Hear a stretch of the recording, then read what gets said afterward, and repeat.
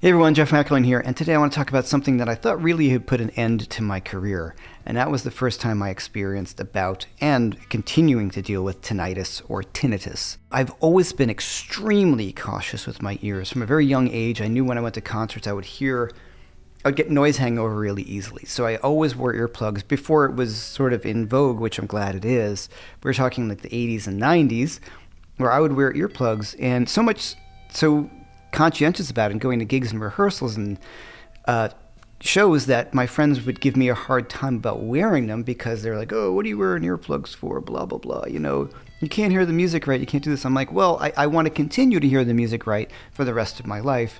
And I know that my ears are very, very sensitive to begin with. I don't know if more so than other people. They seem to be more sensitive than some other people. So before people jump on the comments and say like, oh, you should have taken care of your ears, blah, blah, blah, I was very, very conscientious. I'm here to tell you that you can just mess up once and that will be the turning point. And that's what happened to me. I did a gig. I was a band leader of a singer-songwriter night. And it was at a club that was really not designed great for a band. These things sometimes go. And unfortunately, the drummer was having some sort of issues in his life, and he drank entirely too much, and he started playing really hard.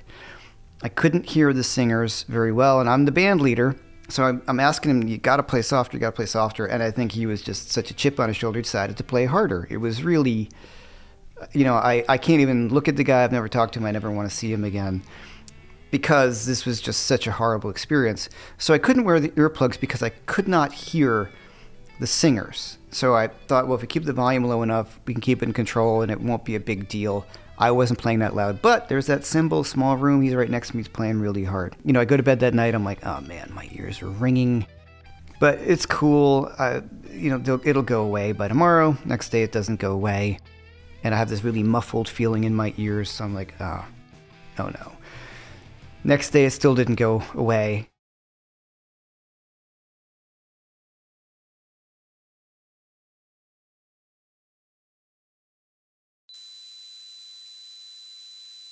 So I went to my ENT, and he put me on prednisone right away because he wanted to make sure it was not some sort of viral infection. Now, I have two family members, oddly enough, that had viral infections that caused them to lose some of their hearing. One of them actually fairly dramatically has to wear a hearing aid. So that can happen. So if your hearing suddenly starts to go, or you start to have ringing, I would go to a doctor immediately because there is the chance that that could be the situation. So he put me on prednisone that will reduce the inflammation, that would maybe short circuit any kind of hearing loss that's caused by a viral situation or bacterial. I'm no doctor, but that's my understanding. And besides making me absolutely crazy for a week on that high dosage of prednisone, it did nothing. He said, well, it looks like you have some tinnitus and it may go away or might not go away. You should protect your ears more. And I was like, I do.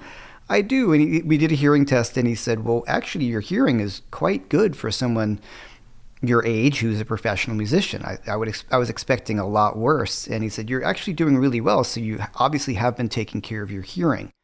And he said the same thing as, yeah, but sometimes it can just take one day for something to change. And that's what happened. So really what I'm trying to get across here is that my experience with this and how rough it can be. So the first month of it, I fell into a super deep depression. This was really bad. And it felt like my hands were over my ears, so this muffled feeling, and there's new ringing in my ears. Obviously, I'm not a doctor, but I've spoken to many doctors about this to try to get as much information as I possibly can about what causes tinnitus and what I can do about it to keep it under control. So really what it's thought to be a loss of hearing within a certain frequency, and your brain fills in that spot of hearing, right? It kind of fills in what used to be there. That's the ongoing theory. Generally speaking, there is no cure for it. There are therapies for like noise therapy and habituation and things like that, but there's no cure. There's just habituation, and I've worked on becoming used to it and dealing with it. The biggest thing I deal with on a regular basis is a spike in the tinnitus. And sometimes I might say tinnitus. I've grown up saying tinnitus. It's tinnitus. But that is when something triggers it, and the volume of the sound goes up, and I get that kind of muffled feeling in my ears. That can be caused by many things. If I get sick, so when I had COVID a few months ago for the second time, it jumps up. Then it'll gradually go down. a loud sound can trigger. Like, say if something falls, like, when those guys with their trucks and they're unloading stuff and they let that thing drop and it's bam, and that can make my ear ring immediately. Or like something like a gunshot kind of thing. If it smacks really loud, beep, my ear starts to ring. So I can get a trigger that's that fast. And I have an unfortunate side effect, if I'm pronouncing this correctly, hyperacousiousness. And that is when sounds appear louder to me than they really normally were. So the sound of like a plate dropping on the ground is really painful for my ears. And oftentimes that can trigger the tinnitus to start ringing again. So it can be really nightmarish. And when the trigger starts happening, it's very hard to not kind of tailspin with this stuff. All right, so other triggers can be alcohol, lack of sleep, stress, caffeine, all the regular stressors of regular day life, which are very hard to control, especially the lack of sleep and just general life stress, because life is stressful and it's very hard to keep control of it. I work really hard to not obsess about it. I found the more I thought about the tinnitus and the more I read about it and the more I read on websites, the more aware of it I became and the more depressed I became and the more the louder it seemed to be. Often when I try to forget about it or habituate to it, the less noticeable it is. So I can hear it. It never stops. But some days it's worse than others and I can deal with it. So how did this almost destroy my career? Well, there was a period where I was just terrified to gig. And my ears were so sensitive that I would do a gig and they would ring. And then they would ring for a while again. The spikes would go up. And learning how to control it's been really difficult. I still, to this day, am very conscientious about what gigs I will take. If it's a really loud band, I'm not going to do it. There's a famous story about the great guitar player Jack Pearson. The reason why he left the Allman Brothers was it was too loud. And he's got tinnitus and he was damaging his hearing. So he left the band as a result. And I can completely understand that. If it's too loud and you can't take it, you only have, the one set of ears and you have to hold on to them as best as you can. So if you are experiencing tinnitus for the first time, definitely go to your doctor right away. Make sure it's not something else. Also, the things that help me a lot is to not obsess about it, although it's very difficult at first if it's new because you never know if it's going to go away or not.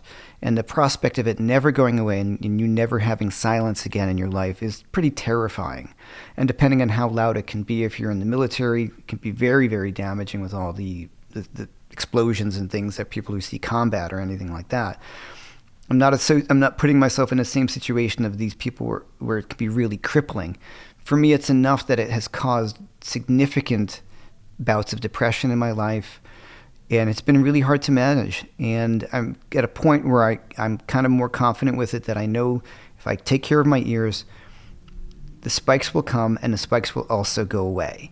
I just try to do things that will keep my mind off of it. So I have apps on the phone that create a white noise. Actually, it's a violet noise, I think, that works really well for me. There's certain sounds, and there's a lot of great apps that I'll have earbuds in, and I'll put it in really softly, and you can work on the volume of it, and it just creates this background noise that matches the sound that you hear in your ears, and then you no longer hear it. And that's a really great feeling. If I'm feeling really stressed and my ears are ringing, I put that in, and I don't hear it anymore, and it kind of just goes away. So that's really, really great. Talking to other people about it has been a lifesaver. There's a number of musician friends who I know have the same issue as me, and just kind of talking about it makes a big, big difference because you realize you're not in this by yourself. And if someone's been suffering it for a longer period of time than you, it really helps you to deal with it because it is a beast if you're not used to it. The first time it hits, it is, like I said, it's a nightmare.